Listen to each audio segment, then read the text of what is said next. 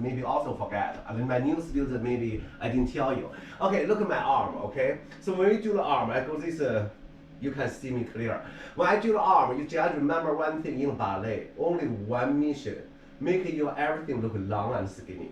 So for example, my first plié, my arm go to the side, right?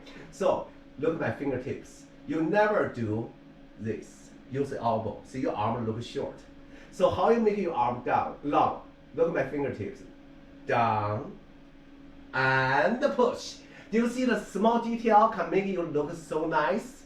Okay, so when you go down, use your fingertips go down, but you cannot straight your elbow for sure.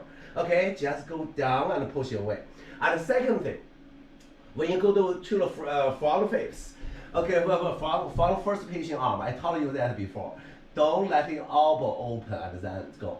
Also, make your arm long, so I have to use my back of palm, push away from me, and then I open. My arm will look long. Okay? So that's why I tell you the first patient arm, don't make it too big. If you're too big, you have no space, go push it away. Make it smaller, closer to your belly button. When you open, that will have more space and look nicer. Okay? And also, when your arm go up, when you do the pull back, try that, okay? So today I just take a little bit more time talking about the arm again.